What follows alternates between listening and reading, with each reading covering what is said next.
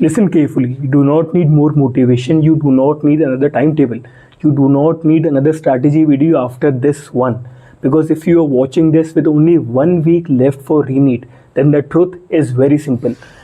Your rank will not be decided by what you know. It will be decided by what you execute, and that is exactly what I want to talk about today. मैं चाहता हूँ अब एक चीज़ imagine करूँ. आज से एक हफ्ते बाद एग्ज़ाम ख़त्म हो चुका है, पेपर आपने सबमिट कर दिया है, आप एग्जामिनेशन हॉल के बाहर जाते हो. There are only two possibilities. पहली पॉसिबिलिटी ये है कि you look back and so I gave एवरी थिंग आई हैड, और आप पीछे देखोगे और आप बोलोगे कि यार I could have done some मोर.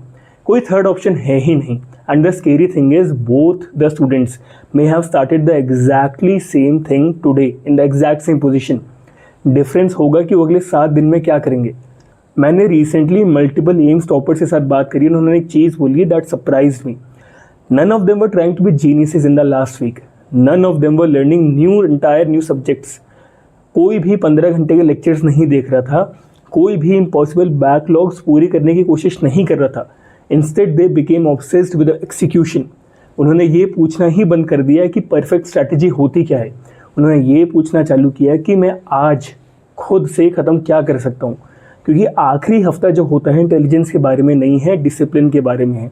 और जो बच्चे रियलिस्टिकली 10 घंटे भी पढ़ रहे हैं ना, वो उन बच्चों को बीट करेंगे जो 18 घंटे बिना दिमाग लगाए पढ़ाई कर रहे हैं.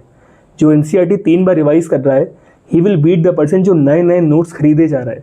And the student who solves mock test, analyses mistakes, will beat the student जो रोज़ सिर्फ मोटिवेशनल वीडियोज़ देख रहा है, including this one. Yes, so after this video, stop searching and start executing. Now let me tell you something that nobody likes hearing. The reason most students fail is not knowledge.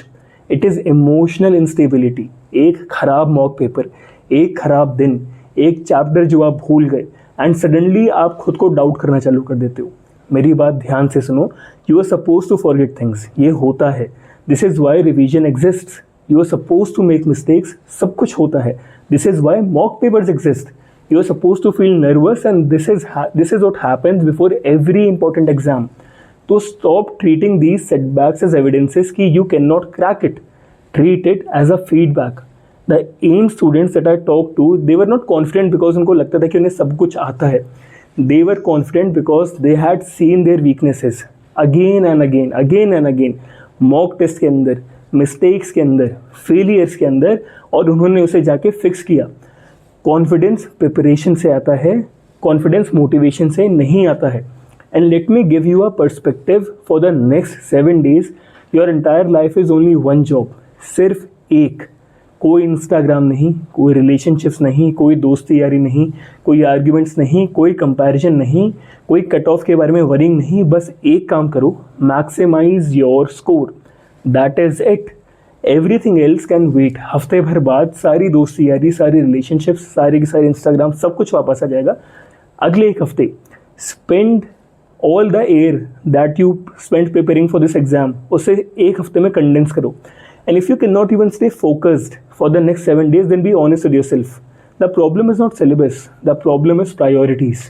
And one thing that I learned talking to toppers is, अधिकतर बच्चे over estimate करते हैं कि what they can do in 1 day, and under estimate करते हैं कि what they can do in 1 week. एक focused हफ्ता can change everything. 1 week can add 50 marks or even 100 marks. 1 week can fix silly mistakes. 1 week can improve biology retention.